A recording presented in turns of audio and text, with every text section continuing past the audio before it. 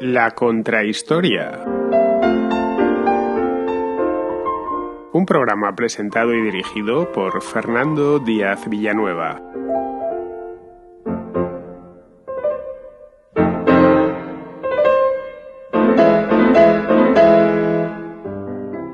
General, victorioso, político hábil y maniobrero, cónsul, emperador...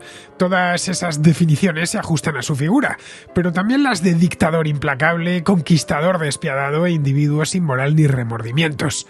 Pocos personajes históricos son, al mismo tiempo, tan decisivos, admirados y controvertidos como Napoleón Bonaparte. Un hombre que, partiendo de una apartada isla del Mediterráneo que acababa de ser anexionada a los dominios de Luis XV, se convirtió primero en el amo de la Francia revolucionaria y luego en el dueño y señor de casi toda Europa.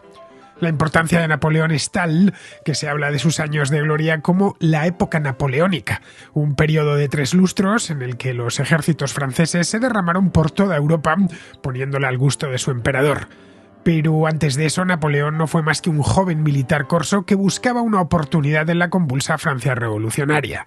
Nació en Córcega y, por deseo de su padre, se trasladó al continente para convertirse en oficial del ejército.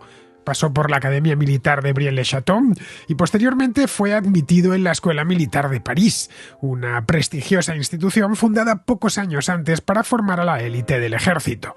A los 16 años recibió el despacho de subteniente de artillería y fue enviado a una serie de guarniciones de distintos puntos de Francia.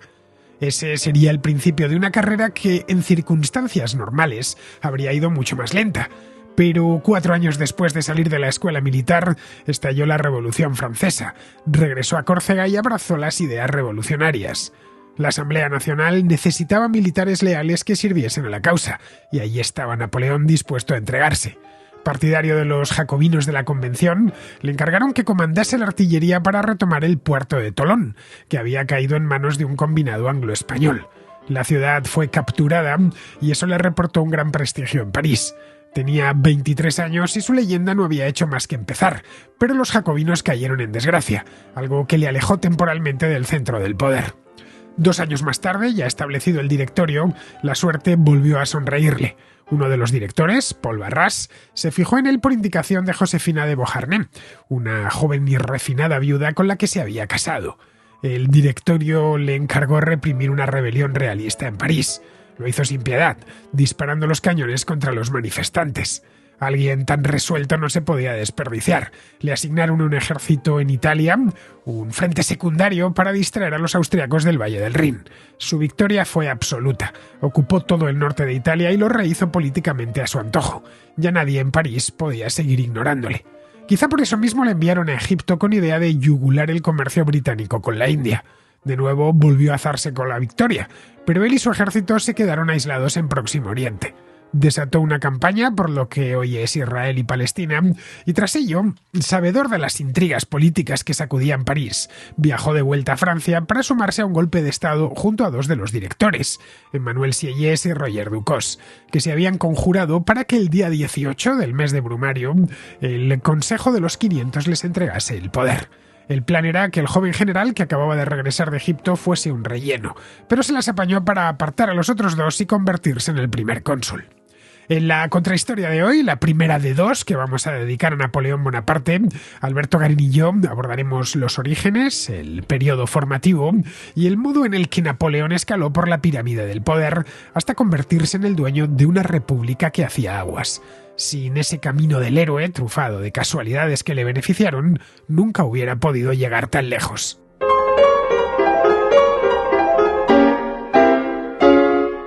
Uno de los temas que los contraescuchas han pedido desde hace más tiempo es el de Napoleón Bonaparte. Hemos hablado aquí en la contrahistoria de la Revolución Francesa, hace ya un tiempo, hace casi un par de años, se nos fueron a 4 capítulos al final.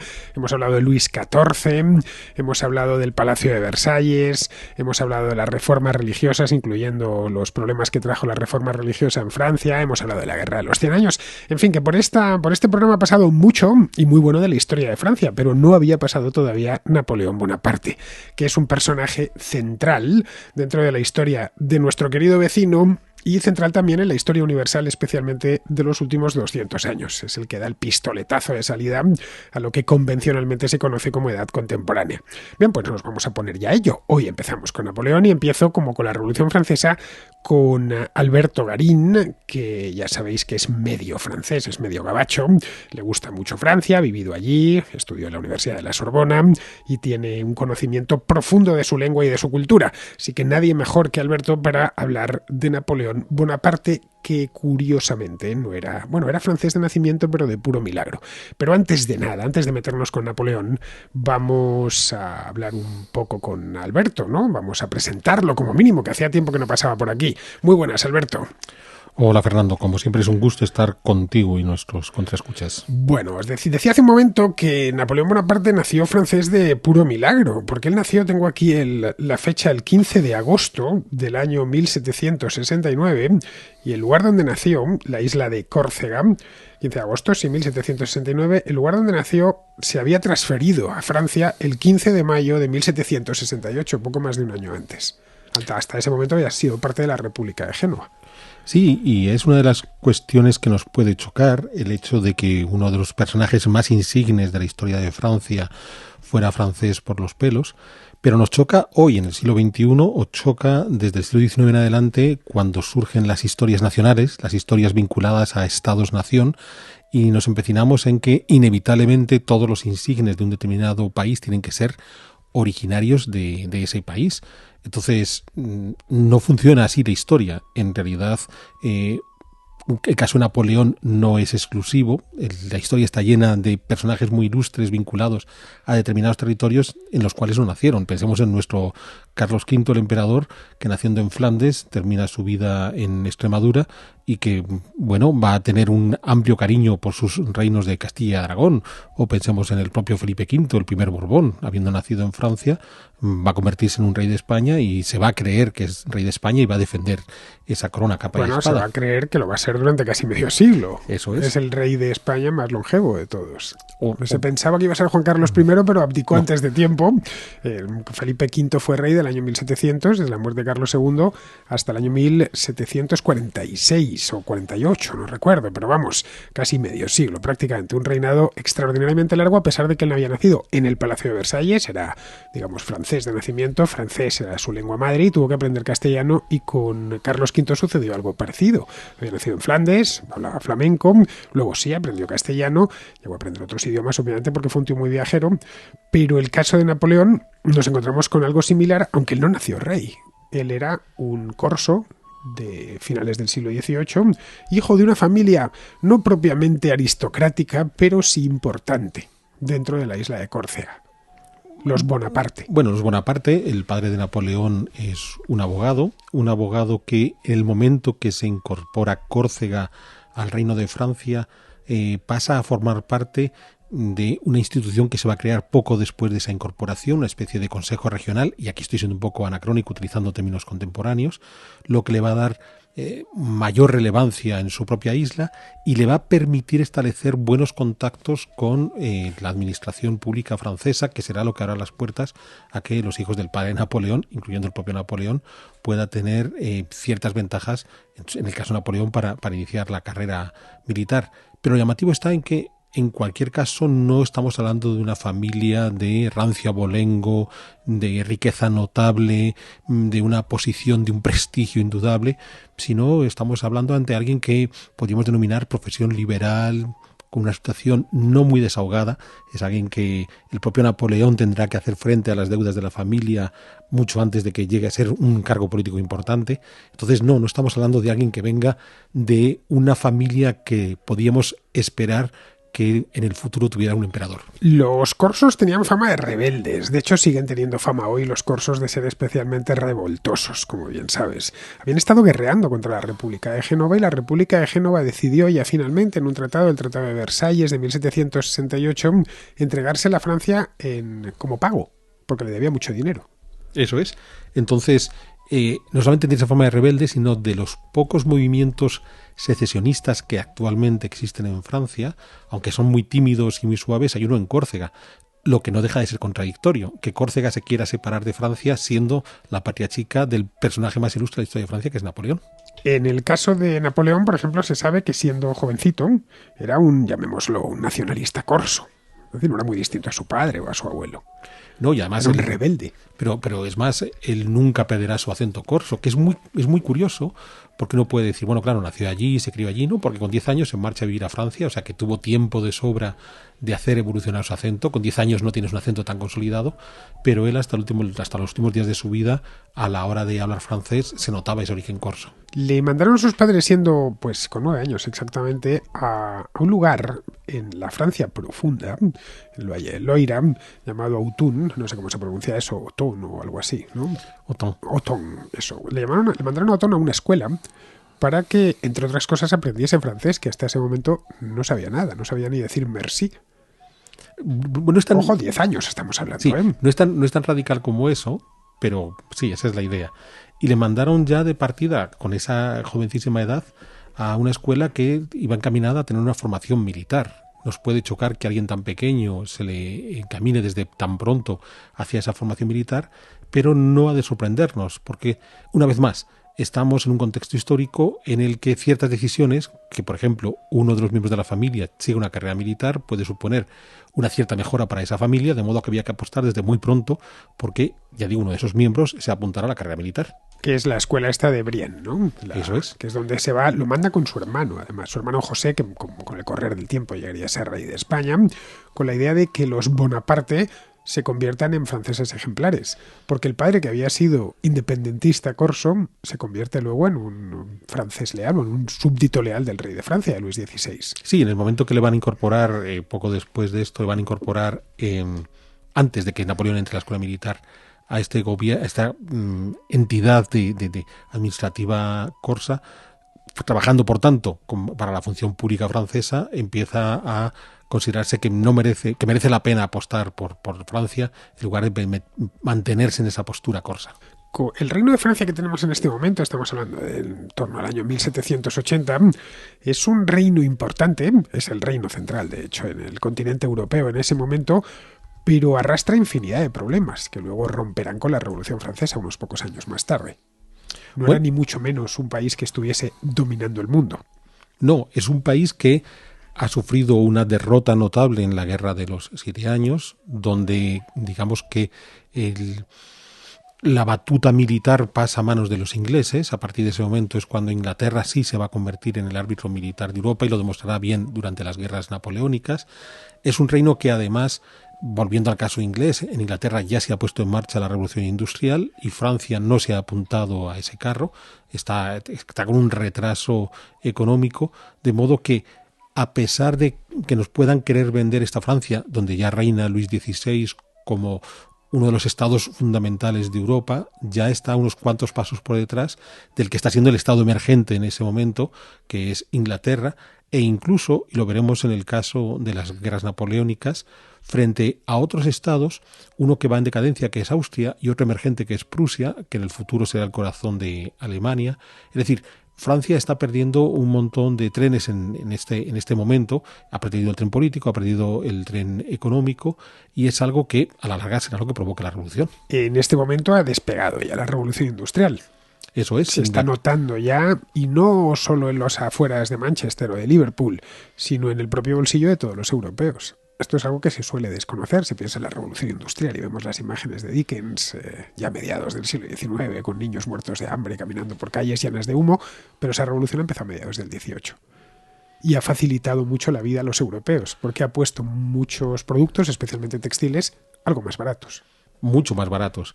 Es más, Napoleón será alguien muy consciente, estamos hablando en este momento de un Napoleón de 10 años, pero a la vuelta de 2 décadas será alguien que tratará de replicar esa revolución industrial que se ha producido en Inglaterra.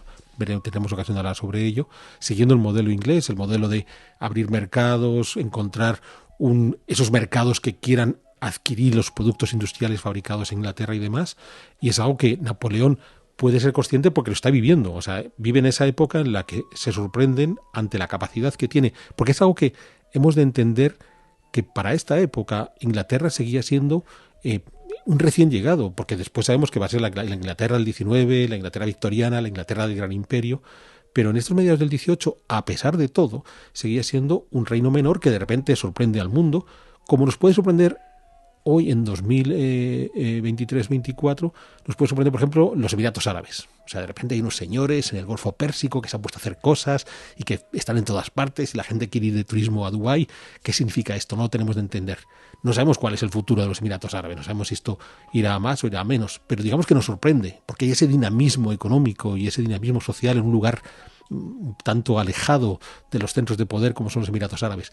Eso era la Inglaterra del siglo XVIII, un reino periférico que de repente empieza a tomar un protagonismo inesperado. Ha sido capaz de derrotar a los franceses en la Guerra de los 7 Años. Ha hecho una revolución política.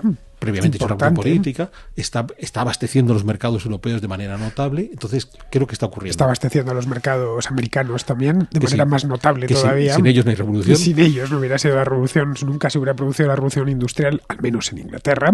Esto ya lo contamos en una contrahistoria aquí con Alberto. Es una de las cosas que Alberto ha aportado a la historiografía, y es introducir el papel de la América hispana dentro del relato de la revolución industrial. Aquí, Alberto, haría falta un librito, algo, ¿no?, que te retratases. Sí, en algún momento habrá que hacerlo. Aquí tengo que hacerlo con la colaboración de Lorena Carrasco, que es con quien más hemos trabajado este tema. Pues no estaría mal, porque eso es un aporte realmente bueno. Pero volviendo con otro relato, en este caso el de la vida de Napoleón, cuando él llega a la escuela de Brienne, él es un corso, un italiano en líneas generales. No sé si a los contraescuchas habrán estado alguna vez en Córcega. Es una isla bonita de rabiar, una isla típicamente mediterránea, llena de bosques, por cierto, con un clima muy bueno.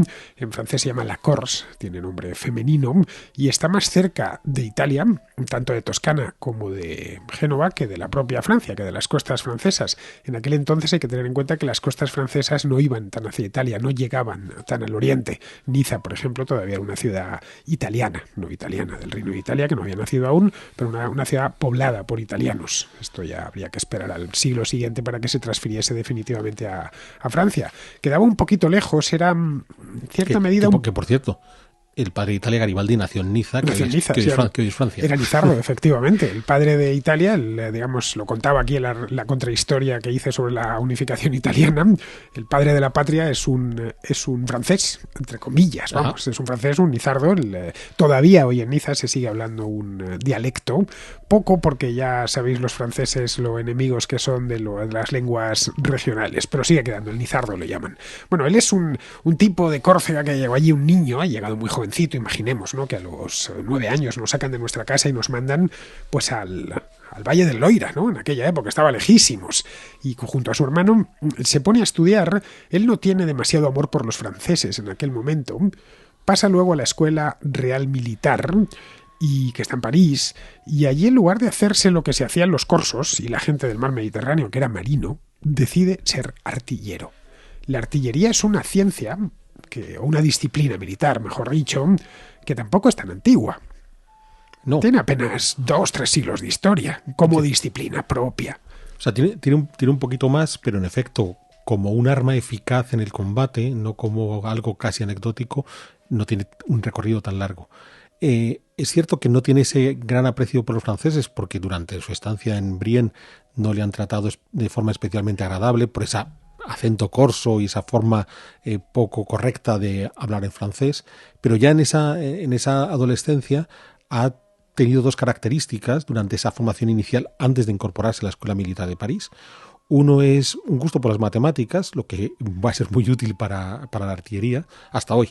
Hasta hoy es difícil ser un buen artillero si no te mueves bien en las matemáticas. Esto hay que entender que cuando uno apunta un cañón, hay que hacer un cálculo. No tiene delante el objetivo. Es decir, hay que hacer una serie de cálculos balísticos complicadísimos. Y hoy, mal que bien, lo pueden llegar a hacer los ordenadores, pero en aquel entonces eran a mano y de cabeza. Pero es curioso porque la Academia de Artillería de España, que está en Segovia, el requisito que piden a los jóvenes que quieren ingresar es que tengan las mejores notas en matemáticas. Después ya pueden tener muchas más cosas, pero si no son los mejores en matemáticas, no entran en artillería. Entonces, por un lado tiene ese gusto por las matemáticas que lleva la artillería, y por otro ya ha mostrado dotes de mando. Es un tipo que organizaba bien a sus compañeros, incluso entre burlas y bromas y tal, y hasta con un detalle muy singular, como tú has señalado antes, su hermano mayor, José, una vez que su padre ha muerto, en 1785 creo, digamos que el cabeza de familia habría sido José, pero Napoleón, que es más joven que José y sigue siendo un adolescente, asumió ese papel. O sea, desde la propia estructura familiar demostró que tenía esa capacidad de mando.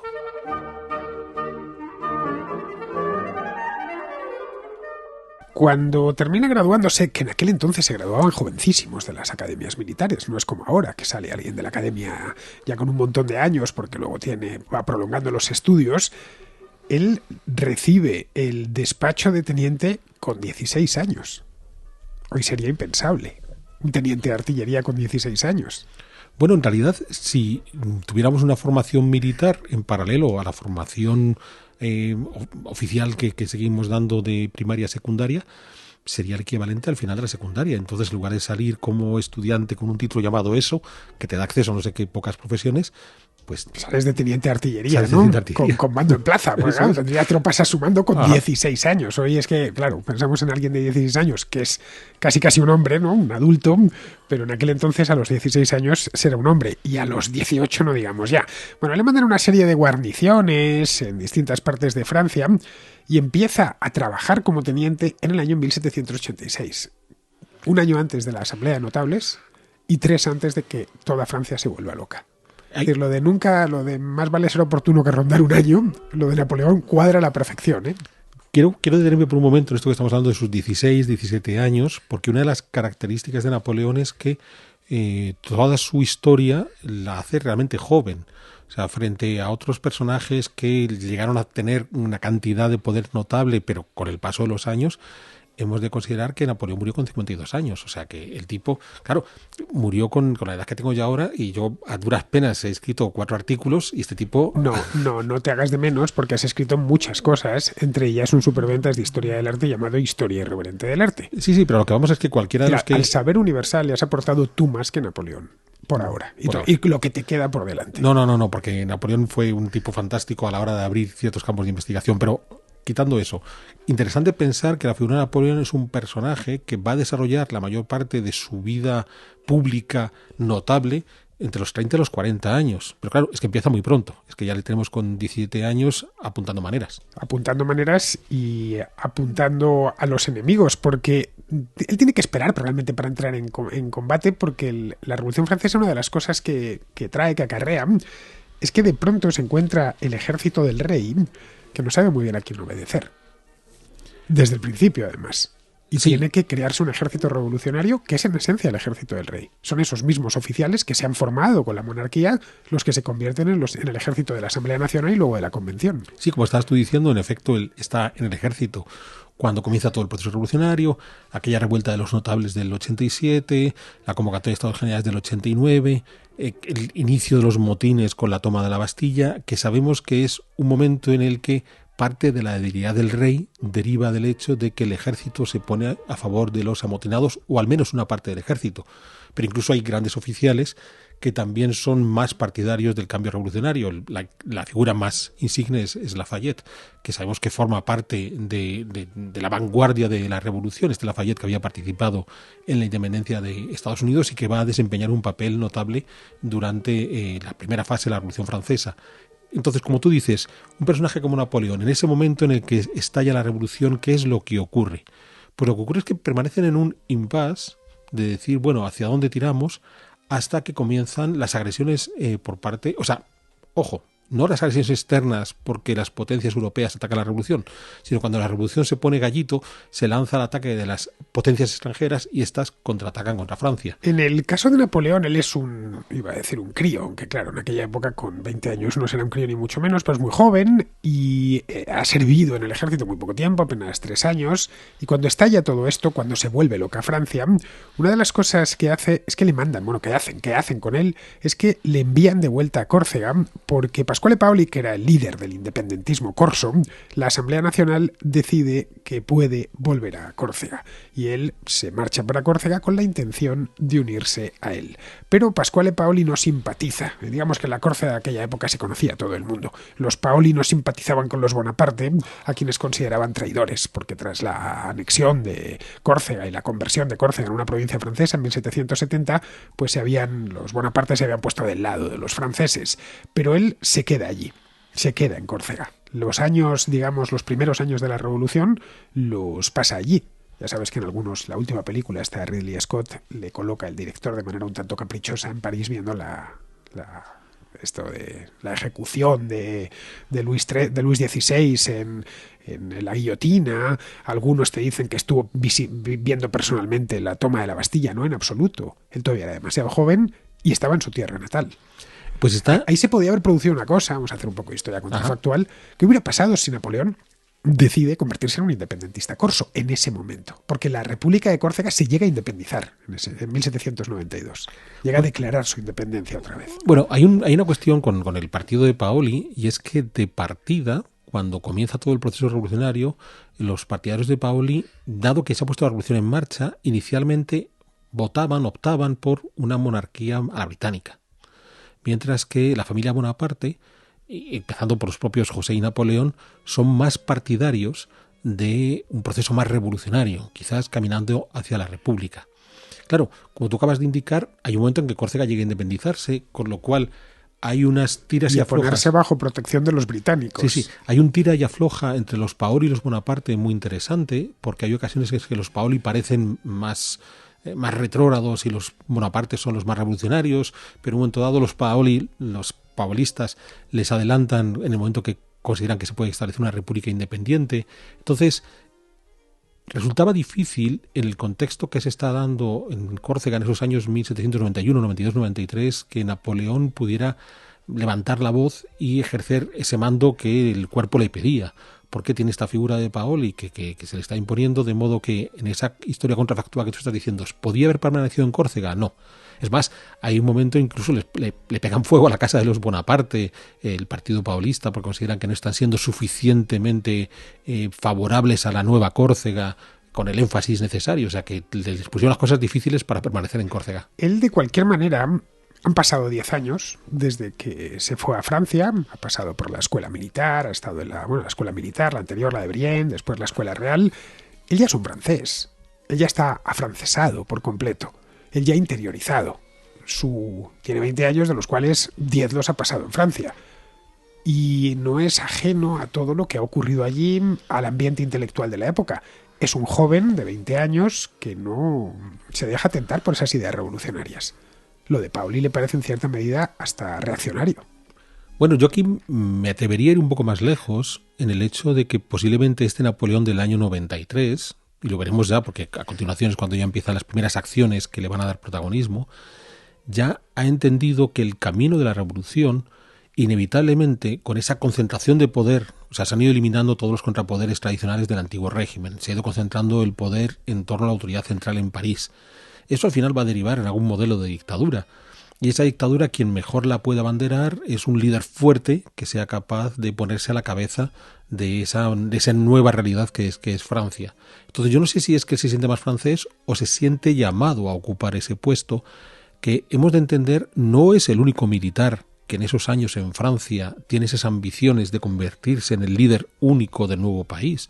O sea, acabamos de citar a Lafayette, que se movió en ese registro de quizás soy yo el que está llamado a convertirse en la cabeza de este país, o veremos después que durante el directorio hay otro militar, Pichegru, que tratará de llevar a cabo un movimiento parecido a Pichegru, por si lo queréis buscar. Vale, que tratará de llevar a cabo un movimiento parecido al de Napoleón. Entonces, lo que sí estamos entendiendo es que según va avanzando la revolución, en el momento que además guillotinan al rey, se establece la convención, va quedando claro que el resultado final va a ser el establecimiento de una dictadura probablemente militar, y el joven Napoleón piensa que él puede ser uno de los que esté ahí. Entonces, claro, sus historias localistas en Córcega le parece que le quedan pequeñas. Se le quedan pequeñas y además no le terminan de convencer. Poner Córcega en manos de los británicos, porque va a estar controlado por parte de una oligarquía local, él ya se ha convertido en un revolucionario y tiene ocasión de mostrárselo al mundo en el año 1793, es decir, cuando ya se ha establecido la convención, a través de un panfleto que publica. Esto es una época en la que en París escribía todo el mundo y había una imprenta funcionando a las 24 horas o muchas imprentas arrojando todo tipo de libelos políticos y panfletos. Y él publica un panfleto, te lo voy a leer en francés. Pero en francés, te lo voy a leer yo. Le Souper de Beaucaire. Por eso te iba a decir, te lo voy a leer yo. A ver, Souper de Beaucaire. De souper de Beaucaire, bueno, pues eso significa la cena, perdón, no la sopa, la cena de Beaucaire, de Beaucaire, que lo leyó Robespierre, pero no Maximilien, sino Agustín, su hermano, y les pareció fascinante. Dijeron, ¿y este jovencito, este corso? Sí, porque él todavía no tiene méritos de armas, él no entra en combate. Sí, porque ahí refleja muy bien, además es un panfleto interesantísimo, porque uno de los puntos clave del Souper de Beaucaire es el antifederalismo. Tenemos que crear un Estado centralista. Entonces, claro, estas ilusiones independentistas de los corsos no le pintan para nada para lo que él quiere. Él quiere un Estado centralizado, con un poder único, ya digo, donde quizás la cabeza me pueda colocar yo. Entonces, esto para los jacobinos que están en plena ebullición en esa convención les suena muy bien. O sea, es una música que les gusta lo que está tocando este hombre. Que es en lo que está la revolución en ese momento, ya desde tiempos de la Asamblea, centralizando. Allá han creado los departamentos. Sí, porque ya han acabado con todas las divisiones antiguas, medievales. Y han creado desde cero un mapa de departamentos inspirado en los accidentes geográficos. Claro, romper por la tabla rasa. Esto es muy llamativo porque Napoleón encaja perfectamente en ese espíritu, porque esa es la parte de la revolución que a Napoleón le gusta, esa capacidad de empezar todo de cero.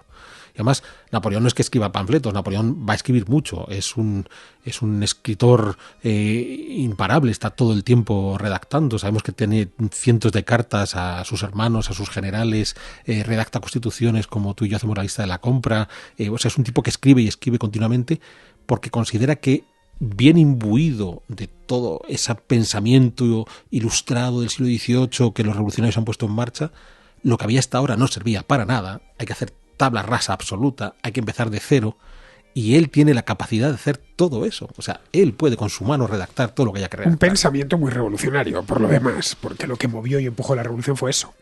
Hay que acabar con todo. Eso es, y hay que empezar de cero, empezando por el mismo calendario.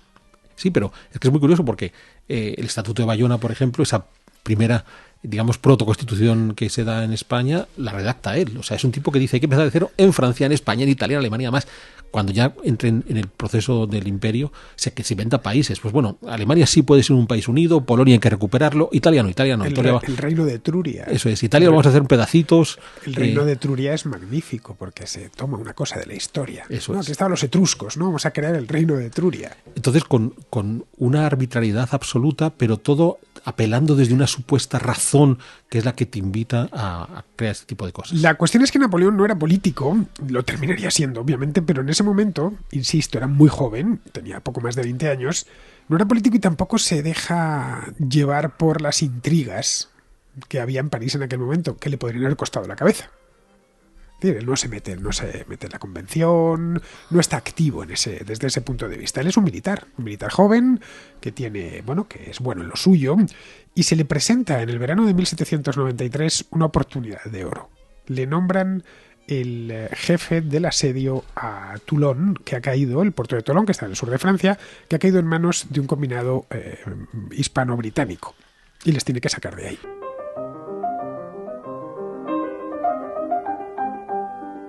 Bueno, es el responsable de la artillería. De la artillería, concretamente, tiene sí. un superior, el general Carleu. Claro, Napoleón no se involucra en los debates políticos porque posiblemente, pensándolo bien, y aquí estamos haciendo a lo mejor un poco historia ficción porque no estoy en la cabeza de Napoleón, es consciente de que mientras no tenga el prestigio militar derivado de ciertas victorias, no puede presentarse en política con ese prestigio añadido. Yo considero que Napoleón estaba siempre mirando lo que había hecho Lafayette y entendía por qué Lafayette había ocupado la posición que había ocupado y entendía por qué había fracasado. De modo que, tomando nota, dijo, vale, tengo que conseguir el prestigio militar y después ya veré cómo acaparo el poder político. Entonces, en el caso del sitio de Tolón, es interesantísimo porque es una ciudad que se ha levantado en contra de la revolución, en contra de la república monárquica, y lo que busca es... con el apoyo de los británicos, a partir de ahí hace una especie de contrarrevolución, de modo que la revolución ha enviado unos ejércitos a sitiar Toulon y Napoleón está encargado de la arma de artillería que tiene que bombardear Toulon para recuperarlo. Toulon tiene una fortaleza, que sigue en pie, por cierto, que realmente solo se puede tomar con artillería. Le había venido fenomenal aquello. Sí, o sea, salvo que haya un traidor ante la fortaleza, Claro. o te dedicas a bombardearlo, va a estar la cosa muy Y complicada. la operación que él diseña para tomar Tolón era muy buena y le propulsa hacia arriba. Bueno, tanto que poco después, con solo 24 años, en diciembre de ese año, le convierten en general. Que tampoco nos tiene que chocar, o sea, es cierto que es muy momentos joven. convulsos, Los generales llegan se asciende muy rápido. Se asciende muy rápido. Bien, entonces, en efecto, es el momento en el que él ya consigue ese puesto, ya tiene esa victoria militar y se atreve a marcharse a París a ver hasta qué punto allí puede tener ciertas posibilidades. Solo que cuando llega a París, llega en un momento complicado, estamos en la plena dictadura de Robespierre. Él se ha declarado a través de sus escritos claramente jacobino, y en el momento que cae Robespierre y es guillotinado, pues Bonaparte se encuentra en una situación complicada, porque dice, quizás he elegido la carta equivocada y voy a ser represaliado como el resto de los jacobinos. El 9 termidor, que es el día que cae Robespierre y le guillotinan, bueno, le guillotinan al día siguiente, es julio de 1794, es decir, solo un año después del sitio de Tolón. Él ha tratado de hacer méritos, se le ha visto pero no demasiado, quizá precisamente por eso salva la vida. Pues es el terror blanco que hubo después, ¿no? Que fueron persiguiendo a todos los jacobinos, y eso consigue salvarle. Pero sobre todo lo que le tira para arriba de manera definitiva es que la Francia republicana está en guerra ya con todo el mundo y necesitan militares. Se pueden permitir el lujo de guillotinar a un panfletista parisino, a un libelista, pero no a un buen general de artillería, que los necesitan porque la guerra de la primera coalición está en ese momento en pleno auge. Con todo, ahí hay un momento, ya digo, tras la caída de Robespierre, donde tiene que hacerse olvidar.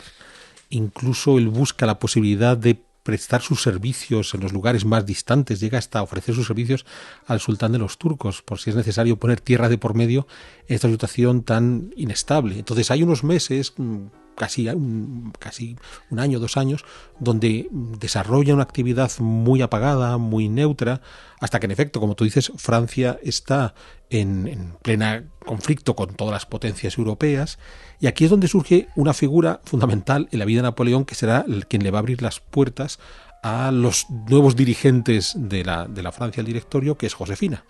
Entonces, la que va a convertirse en su primera esposa. Bueno, para entonces había escrito ya lo que decía Alberto antes de que era grafómano Napoleón, había escrito hasta una novela amorosa titulada Clisson et Eugénie, que romántica, vamos, que tiene que ver, no sé si será buena o mala, no la he leído, pero habla sobre un soldado heroico con un amante. Él tenía cierta cosa con eso de los amores. Era, digamos, sentimentalmente un poco inestable. Bueno, es curioso porque hasta este momento ha sido un hombre muy ordenado en su vida, o sea, ha sido un tipo que ha hecho una carrera militar desde muy jovencito, que esa carrera militar le ha impulsado hasta una posición de prestigio, ha tratado de entrar en política, la cosa no ha funcionado muy bien. Bueno, pues aprovechemos este espacio vacío para enamorarnos y enamorar. Él tiene en ese momento un problema, y es que le mandan a la Vendée, donde hay una rebelión campesina que ha crecido muchísimo, porque la Vendée está en la costa del Atlántico, digamos a tiro de piedra. Los británicos, los emigrados, ven que ahí hay una posibilidad de recuperar el poder y les prestan algo de ayuda. No la suficiente, pero algo de ayuda. No consiguen luego los vandeanos tomar un puerto, concretamente el de Nantes, y la cosa se queda en nada, aunque la rebelión de la Vendée duraría todavía algo más de tiempo. Pero él se niega a servir en aquello, y eso le ocasiona muchos problemas, entre ellos el que le apartasen realmente, y que se convirtiese en un general sin misión. Es cuando escribe a los turcos, a los otomanos, ¿no?, para ver si necesitan un asesor militar bueno, pero cambia su suerte con el directorio, porque uno de los directores, un tipo que llevaba ahí desde el principio de la revolución, un tipo intrigante y maniobrero llamado Paul Barras, que había sido uno de los líderes de la reacción termidoriana, este sí le tenía fichado a Napoleón. Sí sabía quién era, qué es lo que había hecho en Tolón, qué es lo que había hecho entre otros sitios en la Vendée, porque sí estuvo sirviendo durante un tiempo en la Vendée, y a partir de ahí la suerte le cambia, después de 2 años que ha estado un poco en el aire. Pero yo digo, la suerte le cambia por Josefina, antigua amante de Barras. Que había sido amante de Barras. De claro. Barras, que es quien le vuelve a sugerir a Barras, oye, este joven general que tenemos un tanto olvidado, pero que puede resultar interesante, ¿qué tal si contáis con él? Entonces, van a conocerse Napoleón y Josefina a finales de 1795, muy rápidamente estalla la pasión. Yo no he visto la película ha hecho Ridley Scott, pero al parecer es uno de los puntos en los que más acentúa la historia de Napoleón y Scott, su relación con Josefina. Es que se podría titular Napoleónico Josefina sin ningún problema. Yo sí la he visto y le hubiera hecho justicia a ese título. Entonces, en la clave con Josefina es viuda, curiosamente, ya ha tenido un matrimonio previo con Alexandre de Beauharnais, que había sido el mismo militar, que había formado parte del proceso revolucionario, pero que en todo el momento convulso de la convención le habían terminado guillotinando, lo cual había provocado que Josefina se quedara viuda, e incluso con una situación económica un tanto inestable, dado que su marido había sido considerado enemigo de la revolución. Entonces es ahí cuando se conocen, estalla la pasión, deciden que tienen que quedarse juntos, y entonces, más allá de esa pasión que pueda existir entre ellos, también encuentran una comunión de intereses muy jugosa. Napoleón se da cuenta que Josefina, gracias al difunto marido y a sus amantes posteriores, tienen muy buenas relaciones con los que mandan en París, y Josefina considera que Napoleón es alguien que apunta maneras, que puede llegar muy lejos, de modo que no solamente nos amamos con pasión, sino que además esto puede convertirse en una empresa política interesante si nos juntamos. Barras le necesita, además, porque se produce poco después de la reacción, bueno, en plena reacción, poco después de la caída de Robespierre, en octubre de 1794, se produce un golpe de Estado. El directorio tuvo muchos, golpe de Estado realista. Los realistas en aquel momento tienen, entre 1794 y 1795, ven posible revertir el curso revolucionario. Ven posible traer no ya a Luis XVI, a quien han guillotinado antes, un año antes, pero sí al menos a Luis XVIII, es decir, al que luego reinaría muchos años más tarde, a su hermano. Y ven que tienen muchos apoyos. La revolución no ha traído ese paraíso de abundancia que prometían los revolucionarios de 1789, y hay revueltas múltiples por Francia. Las que no son campesinas reaccionarias pues son de tipo federalista. En París también hay problemas. La convención jacobina ha fracasado estrepitosamente, tanto que sus propios líderes han muerto todos guillotinados o apuñalados, como el caso de Marat. Y se encuentra Barras. Todavía no están en el directorio, pero están tratando de reconducir la convención con este golpe de Estado, y ahí está Napoleón, porque esta vez sí está en París. Y Barras le encarga que contenga a la masa que iba a las Tullerías a tomarlo y a invertir el curso de los acontecimientos. Y ahí es curioso porque él sí sabía lo de la masacre de agosto de 1792, la masacre de la Guardia Suiza. Y esta vez ha aprendido, eso había sucedido 2 años antes, que la única manera de frenar a una turba semejante es con cañones. Es colocar cañones en la calle y disparar. Sí, porque recordemos que una de las virtudes que tiene Napoleón es que hizo usos de la artillería que hasta entonces no habían sido muy habituales, y este es uno de ellos. Que era orden público. Eso es. Entonces, imaginémonos que hay una manifestación en Madrid o en Barcelona o en cualquier sitio, manifestación normal, con gente manifestándose, más o menos violentamente, pero manifestándose, gente más o menos desarmada, y que el ejército pone delante una batería de cañones y dispara. Y fue así. Eso es, y de esa manera está seguro que va a acabar con la manifestación sin ningún problema. La otra vertiente que pondrá en marcha, que lo va a hacer inmediatamente después, ya en las campañas de Italia y a continuación cuando ya sea emperador, será mover mucho la artillería. Frente a una visión muy estática que se había dado hasta entonces de la artillería, Napoleón va a hacer un uso muy dinámico de la artillería. Pero si nos centramos en la cronología es muy curioso, porque a principios de octubre tenemos este golpe contrarrevolucionario. Barras le pide a este general que anda suelto por París que le eche una mano, pone la artillería, bombardea. Pocos días después de esto es cuando él conoce personalmente a Josefina, con lo cual Josefina vuelve con Barras a decirle a Barras: oye, este chico en el que has confiado realmente es alguien en quien tenemos que apoyarnos. Le ascienden en el escalafón militar, le incorporan al directorio. Entonces, ese mes de octubre de 1795 es clave para Napoleón, porque su suerte va a cambiar por completo. O sea, ahí sí que se pone en la cresta de la ola, y a partir de ahí solamente va a ser ascender y ascender. Ahí es donde aparece un personaje que sería importante en la vida de Napoleón y en la historia de Francia, naturalmente, que es Joaquín Murat. Es un joven oficial, no es oficial de artillería, sino de caballería, pero le ordena que tome los cañones y que dispare, sin ningún tipo de piedad. Y el hombre lo hace. Sí, Murat, que a partir de ese momento entra al servicio de Napoleón, y que va a estar al servicio de Napoleón ya hasta el final, hasta que le fusilan en Nápoles, muchos años más tarde. Es decir, que son una serie de casualidades las que le colocan al frente de todo. O sea, sí que hemos de entender que hay una serie de casualidades. Sin este golpe de Estado de octubre de 1794 no hubiera podido mostrar a la élite parisina a lo que estaba dispuesto. Ya digo, sí que, pero al mismo tiempo es alguien que estaba esperando que esas casualidades llegaran. O sea, no es alguien que esté sentado y ya digo la casualidad per se, sino es alguien que ha ido preparando todo estas condiciones para que en un momento dado, si tenía la oportunidad, aprovecharla, y la supo aprovechar. Él lo que hace es casarse con Josefina de Beauharnais. ¿Cómo se pronuncia esto? A ver, hoy tenemos una lección acelerada de francés. A ver. Bormé. Uh-huh. Eso sí, ahí ya me has pillado, Alberto. Borné, Beauharnais. Digo por si lo buscáis. Beauharnais con H intercalada.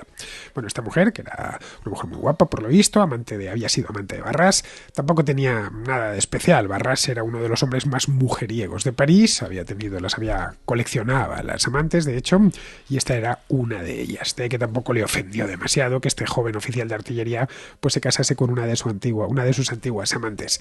Se casaron y poco después de casarse, el directorio, ya en este caso, porque ellos se casan en 1796, ya se instaura el directorio, se encuentra con que las guerras de la Convención, las guerras que ha ido declarando la Asamblea Nacional primero y luego la Convención, no han acabado. Es decir, que aunque cambien las cosas en París, no están cambiando en el extranjero. Y siguen en guerra con Austria, en una palabra, que es el principal enemigo que tienen en aquel momento. Y una de las cosas que hacen los estrategas del directorio es atacar a los austriacos, pero no frontalmente, no a través del Rin, ni en Flandes, donde tenían un frente naturalmente, sino hacerlo a través de lo que iba a ser un frente secundario para desgastarles, en el norte de Italia. Y allí colocar a Napoleón. Bueno, ahí es donde se labra sus primeros episodios gloriosos de armas. En realidad sí que hay un ataque frontal contra los austriacos. Estamos en las últimas campañas de la primera coalición, donde no solamente está Austria, también está Inglaterra metida en el follón. Recordemos que el objetivo que había buscado la revolución, ellos comienzan la guerra contra la primera coalición, porque quien declara la guerra es Francia, no es la primera coalición. Comienzan la guerra ante el temor de que las potencias europeas quieran intervenir en Francia para salvarle la vida al rey Luis XVI. No van a llegar y Luis XVI será guillotinado. Pero además hay un segundo objetivo, que es el que realmente les anima, que es la famosa búsqueda de las fronteras naturales, que en esencia es llevar la frontera de Francia hasta el Valle del Rin, llevarlo hasta el río Rin. Claro, en ese avance sobre el Rin tienen que ocupar en ese momento los Países Bajos austriacos, lo que hoy es Bélgica, esos Países Bajos que habían sido de la familia de los Habsburgo desde los tiempos de Maximiliano y Felipe el Hermoso, y que tras la Guerra de Sucesión Española Felipe V había cedido a los Habsburgo austriacos, por esas razones por lo que habían dejado de ser los Países Bajos españoles para convertirse en los Países Bajos austriacos, y a continuación ya estaría los Países Bajos actuales, Holanda, más la parte occidental de Alemania. Entonces ellos quieren avanzar por ese territorio y llegar hasta el Rin. Es curioso porque la primera coalición, que es algo que estalla en 1792, es un tire y afloja de avanzar y retroceder sobre esa línea del Valle del Rin. Entonces en el 96 deciden lanzar una nueva campaña con objetivo de llegar hacia el Valle del Rin, y ese es el objetivo, llegar hasta el Valle del Rin, pero tal como tú has señalado, para poder distraer tropas de los austríacos en un frente secundario, le encargan a este joven general, a Napoleón, que abra ese nuevo frente en el norte de Italia, donde, recordemos, también tienen posesiones los austriacos. Posesiones y aliados. El Piamonte, por ejemplo, era un aliado de Austria. Eso es. Que lo saca luego de la guerra en un par de semanas, Napoleón. Pero luego tiene Milanesado, la zona de Venecia y demás. Entonces, el objetivo está en lanzar un frente secundario. Pero lo llamativo es que Napoleón lo va a hacer tan bien, y ahora entraremos en por qué Napoleón lo va a hacer tan bien, que lo que iba a ser nada más que una mera distracción se convierte en un serio problema para los austriacos. Porque claro, ya no es que Napoleón esté haciendo que hay divisiones que tenían que haber ido al Rin vayan al norte de Italia.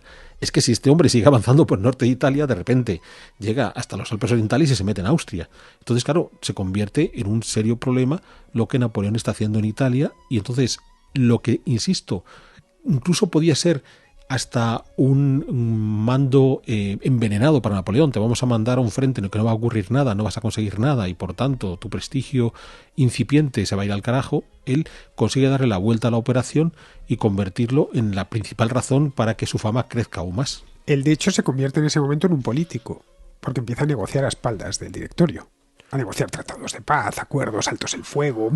Él reorganiza Italia, a espaldas de París. Porque recordemos que esa capacidad de mando que le viene en la sangre, que siempre ha querido poder desarrollarla, En el caso de Italia, además, le han dado mucha libertad, porque de nuevo, el directorio considera que es un frente menor, pues bueno, pues tú estás allí, organízate como quieras, no nos importa. Pero claro, cuando se dan cuenta de la dimensión de sus campañas y sus éxitos, es cuando dicen, ostras, se nos ha ido las manos. Bueno, se les ha ido de las manos tanto que el ejército francés republicano, estoy hablando, ha sido derrotado en el sur de Alemania. Le derrotó el archiduque Carlos en 1796. Pero lo que ven es que tienen que mandar esas tropas que son victoriosas, que acaban de ganar a los franceses en el Valle del Rin, el Valle Medio del Rin, mandarlas de vuelta a Viena a toda velocidad para proteger la ciudad, porque ven que los franceses están haciéndose con todo el norte de Italia en una cabalgada. Porque esta campaña de Italia sobre todo es rápida. Sí, porque aquí es donde digo que una de las innovaciones que incorpora Napoleón es el uso de la artillería de una manera muy móvil. Y aquí voy a simplificar mucho, que seguro que los estrategas militares podrían hacer muchísimas decisiones. Soto Chica, perdónanos, porque igual cometemos algún error. Pero ya sabes que Soto estas cosas las conoce muy a fondo. Las conoce muy a fondo. Entonces, lo que va a hacer es que frente al uso previo que se hace de la artillería, de colocar la artillería en un punto desde el cual, previo al ataque de infantería, se bombardeaba, y después ya la infantería entraba en campaña y se machacaban entre ellos, lo que Napoleón decide es mover mucho su artillería. O sea, no hay una sola posición para artillería. Ahora estoy disparando desde aquí, la desplazo, vuelvo a disparar, la desplazo, vuelvo a disparar. Es cierto que por el camino puedo también atizarle a mis propios hombres. Claro, hemos de pensar que una ventaja inicial que tenía la Revolución Francesa es que había hecho las movilizaciones generales, ya no eran ejércitos de mercenarios, sino que eran movilizados cientos de miles de franceses, con lo cual los ejércitos franceses eran especialmente numerosos, y si además de tener muchísimos hombres, tengo una artillería que se desplaza con rapidez para atacar muchas más veces de las esperadas, pues ya mi ventaja ya es doble. Es que esa es una de las ventajas clave de la Francia revolucionaria a partir de 1793 y de toda la era napoleónica. Enfrente lo que se encuentran, tanto luchando contra austriacos, contra prusianos, contra británicos, contra españoles, que también guerrearon en esta misma época, lo que se encuentran son ejércitos profesionales, ejércitos mercenarios. Y por lo tanto limitados en número. Eso es. Con lo cual, aunque solamente sea por la cantidad de hombres que mandan al frente los franceses, pues ya tiene esa primera ventaja. Napoleón le añade esa capacidad de mover la artillería. Y habrá un tercer recurso que ya en Italia emplee. Esto es muy curioso porque es un debate historiográfico, pero ya Napoleón lo utiliza en Italia, que es no es el hecho de que te abastezca sobre el terreno, que es algo que todos los ejércitos han hecho, sino que además permitía que sus soldados hicieran lo que quisieran de los territorios que ocupaban. O sea, no es un hombre que ponga coto a las salvajadas que sus soldados puedan hacer. Eso se conocerá muy bien cuando 10 años después veamos esas mismas campañas en España, o 15 años después en España, bien, donde el ejército francés es absolutamente salvaje en la forma que tiene de tratar los territorios que ocupa, pero que a la larga, por un lado, favorece el abastecimiento de las tropas, bien, no hay que tener unas líneas de intendencia muy consolidadas porque me abastezco sobre el terreno, pero incluso incentiva a los soldados, señores, no solamente van a ganar en el campo de batalla, sino pueden arrasar lo que quieran y pueden robar y saquear todo lo que les dé la gana. Bueno, saquear hasta el extremo que el propio Napoleón era el primer saqueador. Los caballos de San Marcos en Venecia, que a su vez los venecianos se habían traído de Constantinopla, todo hay que decirlo, también se los llevó. Sí, o sea, luego todo lo que hicieron no estamos hablando de un soldado a pie, ¿no? Que llega a un pueblo y, qué sé yo, roben una iglesia, ¿no? Se lleva el cáliz que es de plata. No, es que eran los propios generales los que se llevaban los cuadros de los palacios de los nobles. Estoy hablando de la guerra en España, pero lo mismo hicieron en Italia. Sí, desde Italia esto, ya comienza. Claro, desgastaba muchísimo, porque si se te metía un ejército francés en una comarca, o en un pequeño principado italiano, no sé, el de Parma o el de Módena o algo así, estabas dispuesto a llegar a cualquier tipo de acuerdo con él, lo que te dijese, con tal de que parasen. Eso es. Entonces, claro, ya no solamente es su capacidad como estratega militar, sino ese plus de utilizar el ejército como auténticos rapiñadores que o pactas conmigo o estos decenas de miles y en el futuro cientos de miles de soldados que te voy a meter van a acabar con todo. Que van a estar viviendo de tus campesinos, saqueando las granjas, van a estar saqueándote las iglesias, los palacios de los nobles, son muchísimos además, y tengo una fuente casi inagotable, porque no tengo más que solicitar más soldados a Francia y la recluta es obligatoria desde 1793. Todos los jóvenes en edad de combatir tienen que ir a la guerra. Hasta ese momento no era así. No podía el rey o el gobernante podía reclutarte a la fuerza, y esto hace que los italianos lo vean. Los italianos además son un pueblo que ya sabes que ha sido invadido muchas veces. A ellos en principio les daba igual. Bueno, este es francés, el anterior era austriaco, el otro era español. Sí, lo que pasa es que estaban hechos a eso. A pesar de estar hechos a eso, estaban también hechos a ciertas formas de guerra donde, bueno, si le dejo camino para que pase no me va a atacar.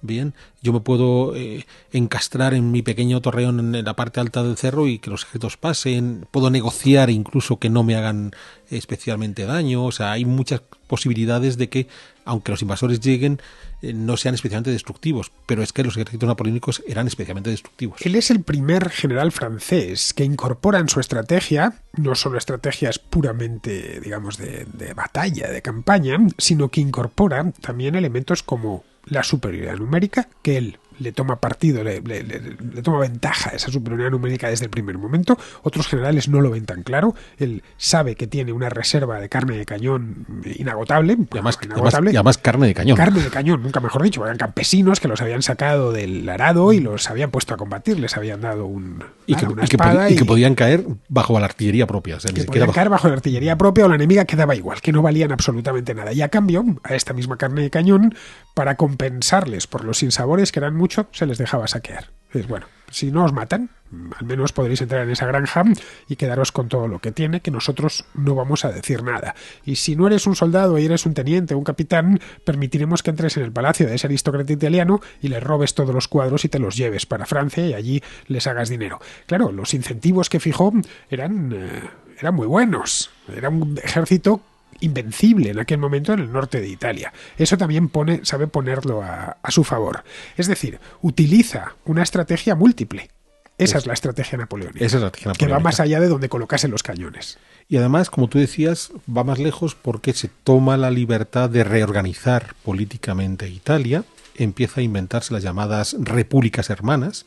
Ya había habido un momento previo fuera del caso italiano y que no tiene que ver con Napoleón, que es la República Batavia, lo que hoy serían los Países Bajos, Holanda, pero cuando él ya está en Italia se dedica allí con escuadra y cartabón a andar recortando y entonces saca un montón de republiquitas, ¿no? Sí, les hace constituciones, que son una copia de la del directorio. Eso es, que si la cisalpina, que si la liguriana, que si la romana, la propia República Helvética, como antesala de lo que hoy conocemos como Confederación Helvética. Bien, entonces anda allí él recortando por aquí y por allá. Eso es lo que, como tú decías antes, es la acción política que resulta inesperada para el director, y diciendo, este tipo no solamente ha conquistado Italia, ha puesto nerviosos a los austríacos, han tenido que retroceder hasta Viena, sino además se ha puesto a reorganizar Italia. Está reorganizando políticamente. Y lo llamativo es que es otro plus para muchos italianos que, bueno, es el momento de quitarnos de encima el yugo de todos estos príncipes Habsburgos y Borbones que teníamos por aquí sueltos y tener nuestras propias construcciones políticas, con lo cual, incluso con un tipo que permite que sus ejércitos saquen violentamente Italia, hay muchos italianos que le reciben con los brazos diciendo, mira, este señor me está liberando mis príncipes. Y esa es la cuarta pata de la estrategia. Es la cuarta pata de la estrategia que utilizan en España, también a partir de 1808, a través de los afrancesados y del Estatuto de Bayona. Yo sé que hay una parte de la población en todos los lugares de Europa que es revolucionaria, o por lo menos que simpatiza con estas ideas, y que ve que ya que ellos no han podido engendrar su propia revolución, al menos la importan de Francia. Eso es. Porque había muchos en Italia que eran seguidores, que habían visto lo que había pasado en París y dijeron, bueno, pues a ver cuándo lo hacemos aquí, pero no se sentían con fuerza. Si le viene un tipo con las bayonetas, esto ya es otra cosa, además nos trae la Constitución hecha. Y que además no las trae hecha porque él se dedica a redactarlas. Entonces, en el futuro estas repúblicas terminarán por incorporarse al imperio, pero en este momento inicial son las repúblicas amigas. Para él, además, el norte de Italia es un lugar muy familiar. Él no deja de ser un italiano de nacimiento, un corso. Sí, lo que escucha por allí es algo que dice, esto me suena. Eso me suena, claro. Él llega a Italia y puede hablar con todo el mundo, puede negociar con los príncipes locales, no tiene ningún problema porque él es un corso, es decir, un italiano de la isla de Córcega. Su lengua madre es el corso, que es un dialecto del italiano.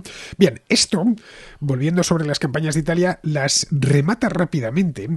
Y cuando las noticias llegan a París, se firma el Tratado de Campo Formio, que entrega esencialmente el norte de Italia a Francia, que es la guerra de la primera coalición le sale a pedir de boca a la Francia revolucionaria, y él vuelve a París. Pero vuelve a París convertido en un héroe casi como Alejandro Magno. Sí, porque, además con una campaña de propaganda fabulosa. Porque ha sido sorprendente el hecho de que después de 5 años de guerras contra la primera coalición, con la paz de Campo Formio se pone, con el Tratado de Campo Formio, se pone fin a esa a esa primera coalición. El único país que quedará enfrentándose a Francia en 1797 es Inglaterra. Por tanto, en efecto, Napoleón regresa diciendo: señores, yo he puesto fin a 5 años de guerra, y encima con victorias, incorporando nuevos territorios y trayendo riqueza. O sea, es decir, donde no avanzábamos, que era en el frente del Rin, porque teníamos a los austriacos, teníamos a los prusianos, los holandeses también se han defendido, en el italiano, en los Pirineos, por ejemplo, donde ha habido un pequeño frente con España, una guerra, la guerra de los Pirineos, bueno, pues se ha avanzado un poquito, pero no demasiado, al final se quedan las cosas como estaban. Es decir, no ha habido grandes movimientos, aunque un general francés sí que llegó a tomar San Sebastián y Bilbao y Vitoria, llegó casi a las puertas mismas de Pamplona, pero la cosa se queda ahí, no va más. Pero en Italia la victoria es absoluta para el reino de Francia, que venía de una humillación tremenda como había sido la guerra de los 7 años. Era la primera verdadera victoria que los franceses recibían en mucho tiempo. Eso es. Y entonces, claro, solo queda en el campo de batalla Inglaterra. Entonces hay que ir a por ellos. Y hay que ir a por ellos y hay que buscar el camino cómo derrotar a los ingleses. Y aquí es donde encontramos uno de los primeros capítulos de esa comprensión que Napoleón de forma personal, pero el directorio de forma general habían entendido.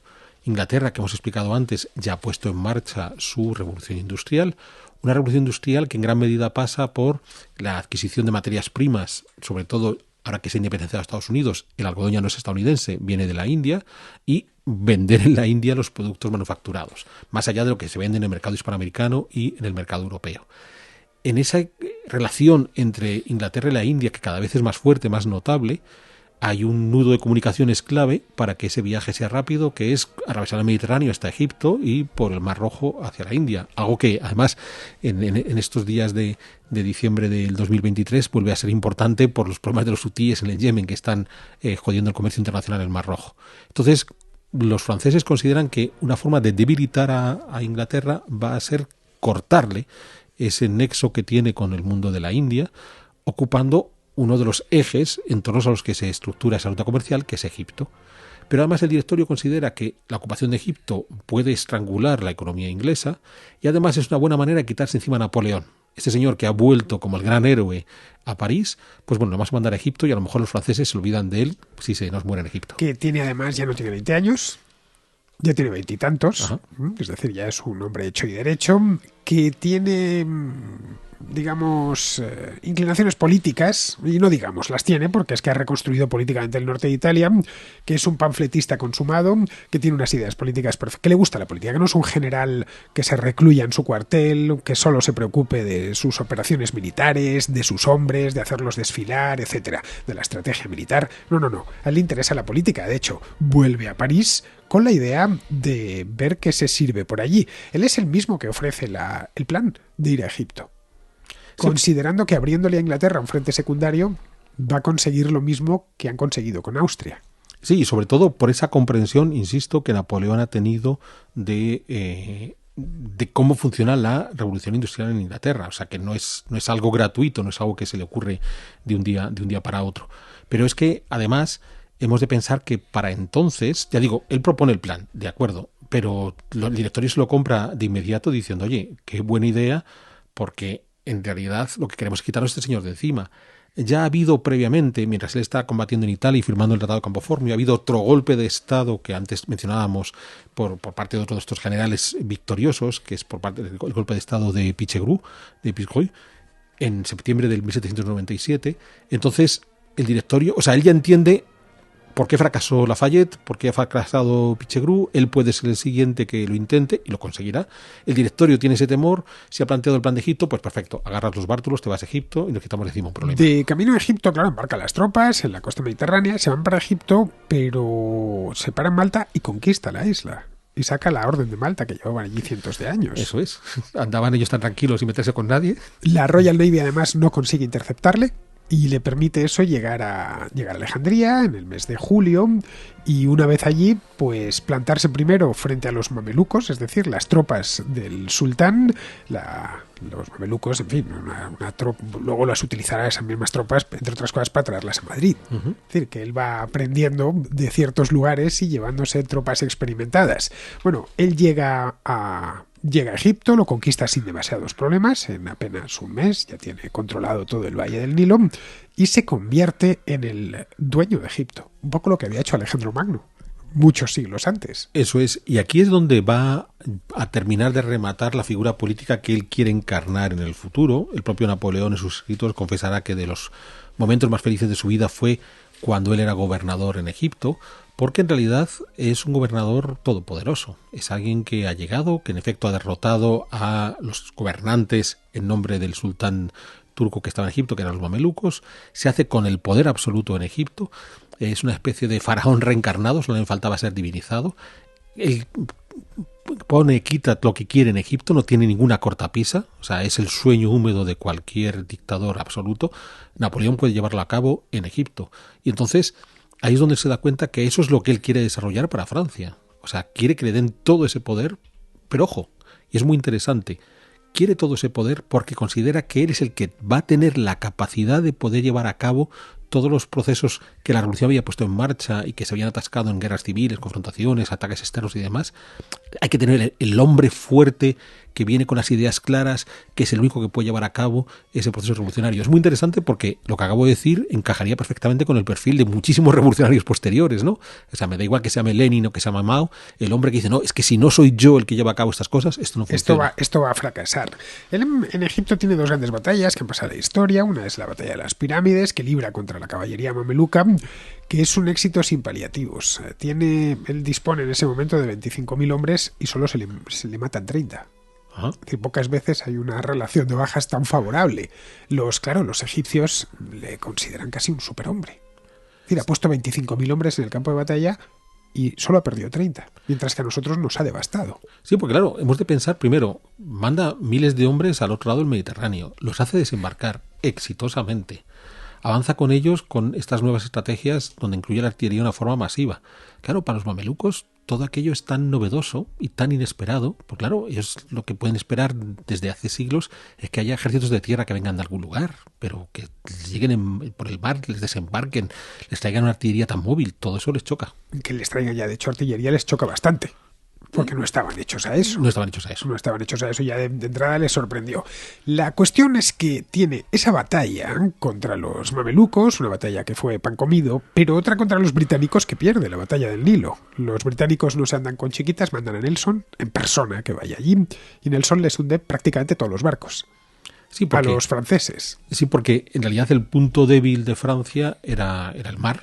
No tenía una flota, sí tenía flota, pero no tan habilidosa como la inglesa, que es su punto fuerte, y en efecto, como acabas de decir, mandan al mismísimo Nelson a que lo vaya a combatir, con lo cual entra en una paradoja, y es que Napoleón es dueño de Egipto y está prisionero en Egipto. Pero no puede salir de allí. No puede salir de allí, o sea. Pero curiosamente aquí hay otro elemento importante. En lugar de quedarse en Egipto y esperar en Egipto a que le mandasen desde Francia algún tipo de refuerzo naval, él emprende otra campaña. Por lo que es, por Palestina, vamos. Eso es. Él tira hacia Tierra Santa con la idea de seguir obrando el milagro. Bueno, llega a sitiar Acre, como los antiguos cruzados. En realidad la cuestión es, pues a lo mejor ya que no puedo volver por mar, tendré que volver por tierra. Va a ser una vuelta un poco larga, pero a lo mejor es el camino que me queda. En eso, ya te lo he comentado en alguna ocasión, cuando él avanza por las actuales Israel y Palestina, cuando yo vivía en Jerusalén, yo en la biblioteca Halidi donde trabajé, estaban los documentos donde los gobernadores del Imperio Otomano enviaban cartas al sultán a Estambul diciéndole, oye, están unas tropas de los franceses que avanzan peligrosamente por Gaza y que están avanzando ya hacia allá fue la machacaron. Hacia Jaffa, donde en la actualidad está Tel Aviv, y sigue avanzando. Entonces es muy interesante porque ahí la documentación de esto sorprendió diciendo, pero ¿y este hombre qué hace? O sea, ¿a cuento de qué se me ha puesto a avanzar por estos lugares? ¿A dónde quiere ir? Claro, o sea, esto se escapaba ya del plan original, que era, vamos a cortarle el paso a los británicos, porque aunque a los británicos les habían hundido los barcos y no podían salir de allí, lo cierto es que hasta ese punto la estrategia napoleónica o el plan napoleónico había funcionado. Los británicos se encontraron con que no podían desembarcar sus mercancías en el norte de Egipto y trasladarlas en camellos hasta el Mar Rojo. En aquel entonces no se había hecho todavía el canal de Suez, pero eran unos pocos kilómetros, un poco como el istmo de Panamá, ¿no? Durante siglos que se trasladaban con mulas. La plata que venía del Perú, pues era la lengua de tierra, ¿no? Y con eso bastaba. Pero los británicos durante este tiempo no pueden utilizar eso. No. Es decir, lo ha conseguido, pero se mete en esta campaña con la idea de aportar, no sé, ganar puntos. de cara al directorio. No, que posiblemente... O quizá de volver a Francia. Estaba buscando el camino para regresar. Si no puedo volver por el mar, pues vuelvo por la tierra. Claro, uno piensa, pero esto es completamente desmedido. Bueno, es el tipo que después se irá a atacar Rusia hasta Moscú. O sea, no es un señor al que los límites geográficos les parezca un inconveniente. Sí, era excesivo en la figura de Napoleón en sí. Como personalidad, era una personalidad excesiva. El hecho es que él se mantiene en contacto con Francia porque aunque estuvieran bloqueados, a fin de cuentas un pequeño bergantín siempre puede salir, ¿no? Y esquivar a los barcos de la flota británica. Y él estaba carteándose continuamente, le iban llegando noticias desde Francia de lo que estaba pasando allí. El directorio, como todas las fases de la Revolución Francesa, también fue muy convulso, no tanto como la Convención, pero también tuvo muchos golpes de Estado, como os decía antes, y él ve que aquello tiene ya los días contados y decide dejar su ejército en Egipto, al que no puede trasladar, y marcharse solo, bueno, con una pequeña comitiva hasta Francia. Eso es. En efecto, él sigue teniendo un contacto directo en el directorio, que es su hermano Luciano, que es el que está dentro informándole, oye, esto cada vez está más debilitado. Bueno, su hermano Luciano es el presidente de la Cámara de los 500, Eso del es. Consejo de los 500. Entonces, él es el que le está diciendo, tienes que volver cuanto antes porque esto va a caer y el que tenga la capacidad de dar golpe de Estado se queda con el poder. O sea, otros han fracasado, pero este puede ser la oportunidad. Y por eso, en efecto, él se toma un barco y de manera discreta es capaz de cruzar el Mediterráneo sorteando la flota británica y regresar a Francia. Él llega a Francia y de nuevo, a pesar de que en Egipto, es cierto, ha ganado Egipto, un lugar lejano, que tampoco es que a Francia se le perdiese mucho allí, pero ha perdido la flota que le había llevado y tiene a sus tropas aisladas en la otra parte del Mediterráneo, que es como decir, en aquella época, en la otra parte del mundo. Pero en París le reciben de nuevo como un héroe, es decir, que la campaña de propaganda personal de este general corso, joven y decidido, está más fuerte que nunca. Ya le conoce todo París. Claro, Las victorias de Bonaparte. Es muy curioso porque de nuevo es algo muy peliculero el hecho de decir, bueno, tenemos este señor que se ha ido a Egipto, lo ha conquistado, ha cortado la comunicación mercantil fundamental de los ingleses, pero se nos ha quedado allí estancado y de repente aparece en Francia.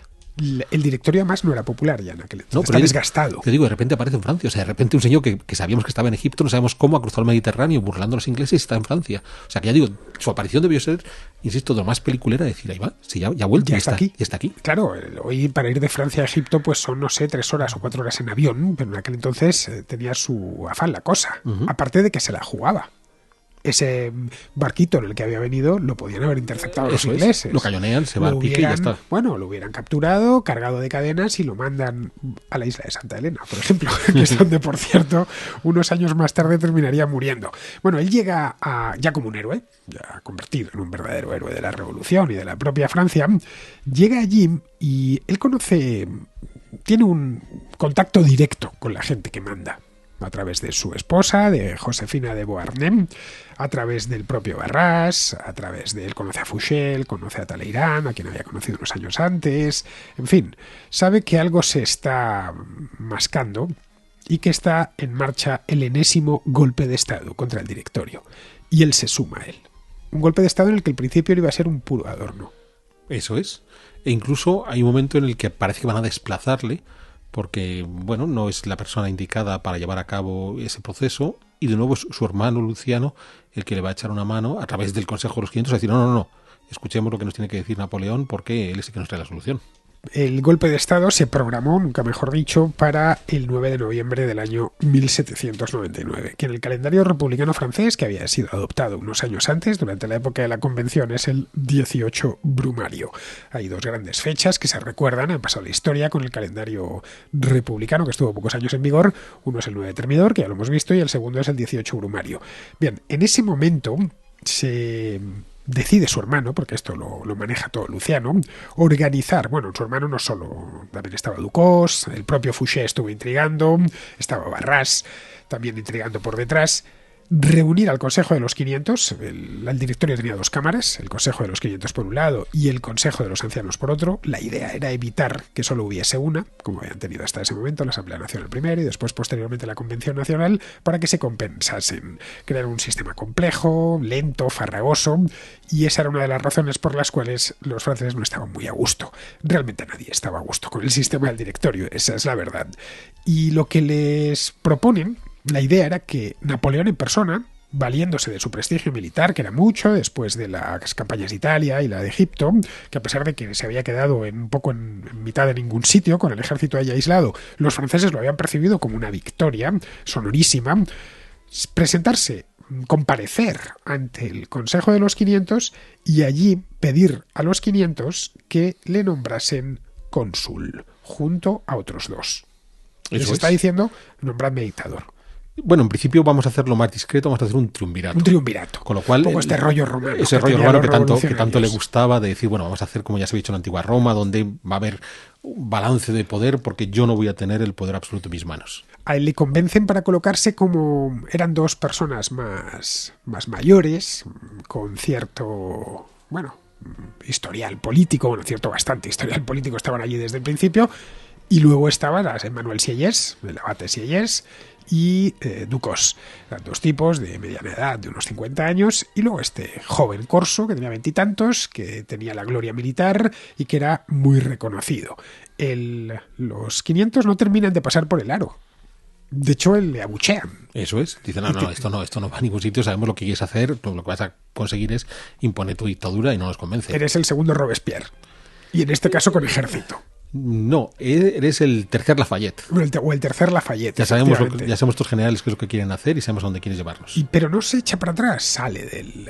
Los había reunido en Saint-Cloud, que no en el centro de París. Saint-Cloud es un palacio, que hay un castillo que hay a las afueras de París, con la idea de tenerles ahí encerrados. Luciano sabía lo que se hacía.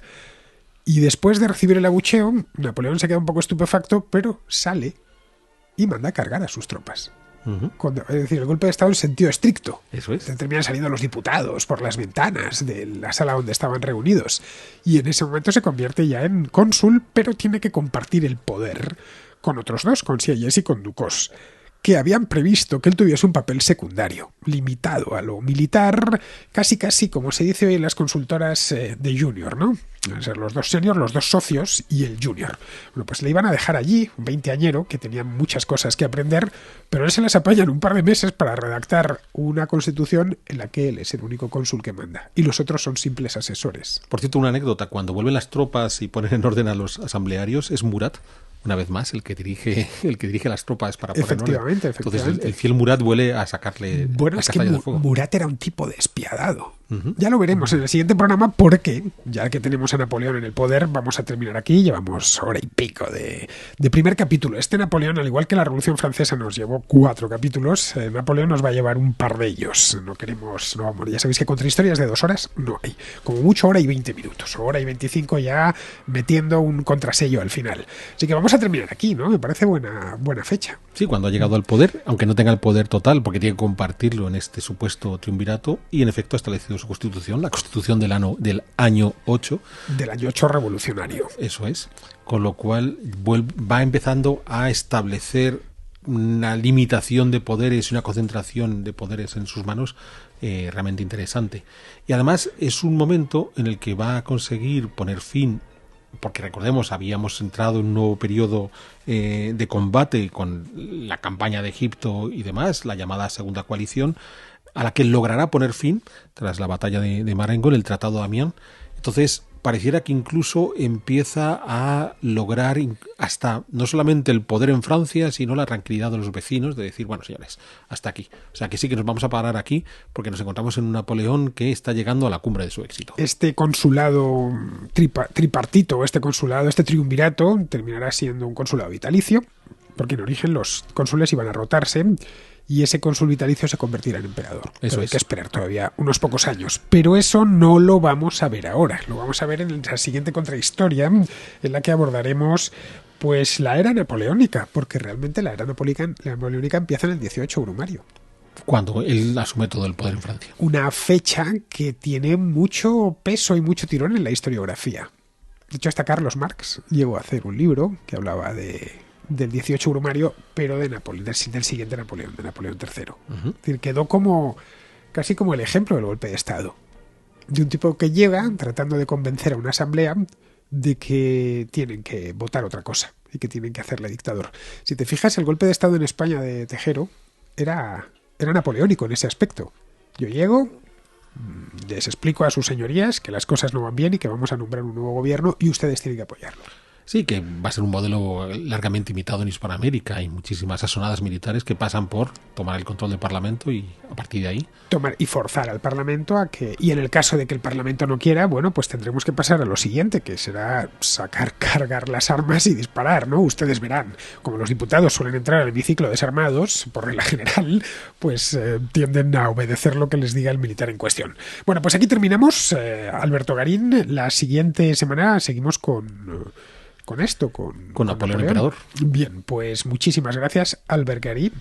Gracias por haber venido hasta Vegas de Matute para grabar este programa. El segundo lo vamos a hacer también en Vegas de Matute, que lo sepáis, que hace un frío aquí en Vegas de Matute que no os podéis imaginar. Me he venido en el autobús, menos del que yo pensaba. Ojo, cuidado. Pero aún así un frío intenso, negro, doloroso, un cuchillo según se ha abierto la puerta del autobús.